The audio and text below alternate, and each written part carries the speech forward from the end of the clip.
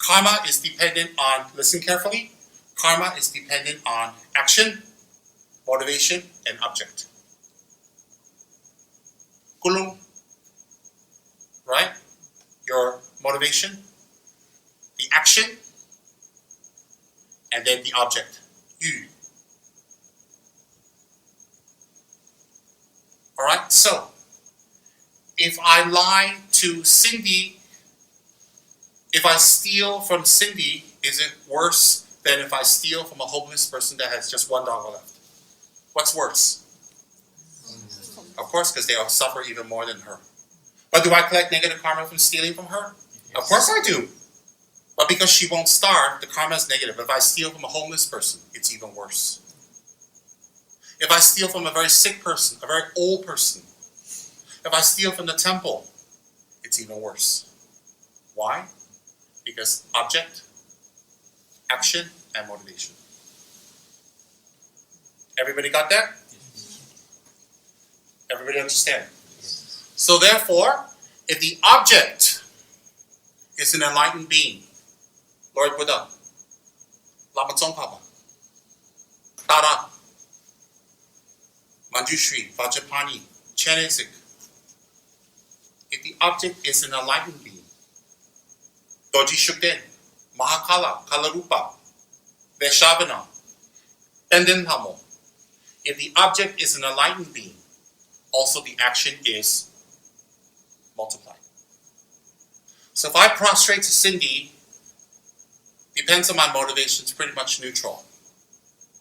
If I prostrate to Buddha Shakyamuni, it will be a tremendous amount of merit dependent on my motivation. If Cindy prostrates to me, depending on her motivation, maybe it's just neutral, nothing much. Maybe just exercise, stretch her body. If Cindy prostrates to Lord Buddha, she will be exercise, also she collects merit. Why? In this case, what is the main effect? Object. Alright? Now, every time you prostrate to a Buddha, every time you make offerings to a Buddha, every time you meditate on Buddha, every time you chant the Buddha name, every time you make flower offerings, incense, water, light, every time you circumambulate around the Buddha, every time, a few things happens. One is, you start to bring out the Buddha in you, because you're taking time away from I to Buddha. Most of the time we're sitting there, me, I, me, what I want to eat, what I want to do, how I want to get money, how I get work, how am I going to get family, how do I get a wife, how do I get sex, how do I get a drink, how do I get some drugs, how do I get some fun, how do I get some sleep, how do I get some clothes, how do I travel, how do I have some fun, me, I, it's like a song, a bad song. Then when you focus on a Buddha, from the I you go to Buddha. So the more you go out from your I, the higher your mind will become. The more you focus on the I, the more static your mind will become. That's one. Second, remember Buddha practiced body, speech, and mind asceticism for how many kalpas? Was it great kalpas or was it small kalpas? Correct. One great kalpa contains how many smaller kalpas? 60. Correct.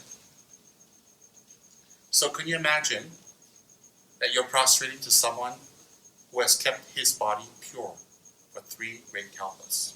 Do you imagine the impact it has on your body?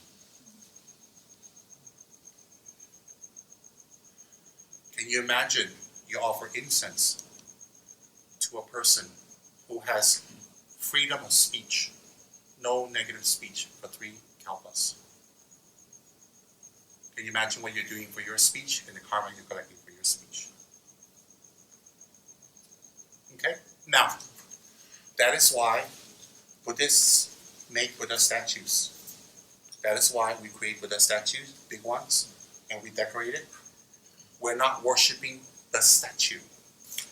We're worshiping what the statue represents.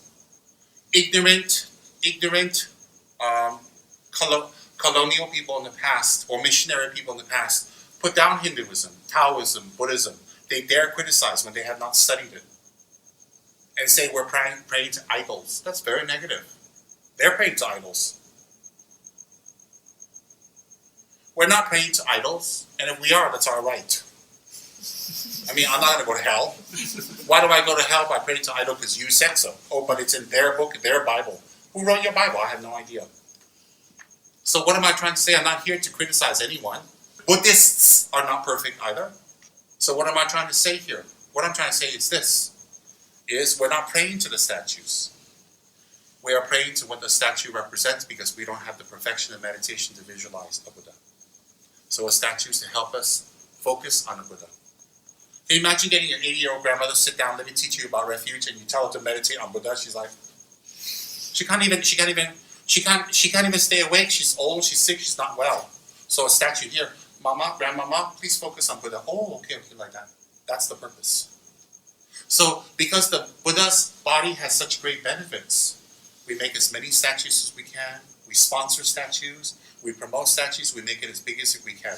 And because the statues are very holy and blessed because of 3 kalpas of practice, we offer gold on them.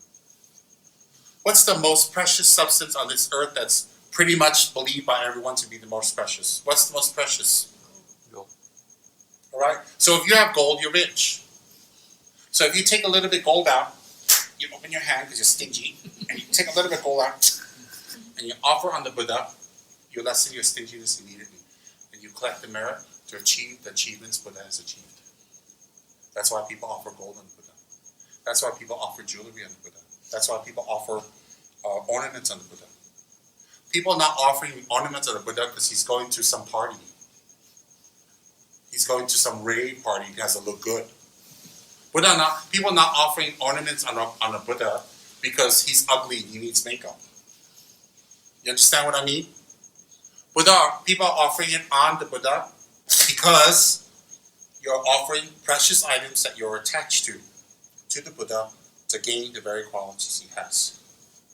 So does that mean if you're poor and you offer a piece of wood to the Buddha or some leaves and grass, it has no effect? It has the same effect as offering the gold. Because in this case, it's not the object alone, it is your motivation. If you offer gold to the Buddha with the intention to be filthy rich so you can get beautiful girls and a yacht and go party and have a great time, then it's the same as offering grass to the Buddha. If you offer grass visualizing its goal, that you may gain great compassion and be a healer and a beneficial person to sentient beings in the future, then it's the same as offering gold to the Buddha. You guys understand? During the Buddha's time, there was a young Brahmin boy who came up. And he was very young, he was small. And he came up to the Buddha and he offered a handful of sand into the bowl of the Buddha. The Buddha has a begging bowl. Whatever you want to offer, you put in the bowl. So he made a good motivation and he offered sand in the Buddha's begging bowl and prayed. And he visualized that sand is gold because he doesn't have gold. And the Buddha immediately predicted, put his hands on the boy's head. In the future, 1,000 years after my death, in the land of the north, when my teachings are degenerated and it's being proliferated wrongly and taught wrongly, you will revive it. This boy was later born as Lama Tsongkhapa. It's predicted already his coming. This is by offering gold to the Buddha, which was sand. Alright? So that's why we make extensive offerings to the Buddha, the best we can from our heart. So in our lifetime, we try to offer minimum 100,000 water offerings, 100,000 prostrations, 100,000 mandalas, 100,000 vajrasattva's, 100,000 guru yogas, 100,000 of making tsatsas, Buddha's images. We try to do that as much as possible. That's why I have people here. We make offerings to the Buddha extensively every single day. Which Buddha? It doesn't matter because you have Vajrayogini, you have Shakyamuni, you have Tara, you have Manjushri. Outside, one is a lady, one is a man, one's sitting, one's standing, one's fierce, one's black, one's white, one's purple, one has many arms. Inside, the nature is the same. I'll give you an example.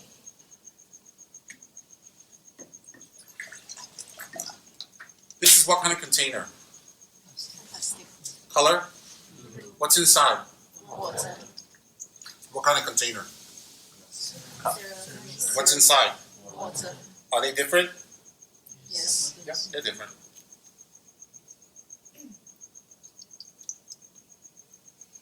Which water came from here, which water came from here? Becomes one. That's the nature of the Buddhas. So outside the Buddhas look different. Inside the nature is one. So if you make 100,000 offerings about Vajrayogini, it's still a Buddha. It's up to you. Which one you make it to is your guru assigns a deity to you. It's called a yidam. Or you have a particular affinity. You pick something that you like, as long as it's the Buddha.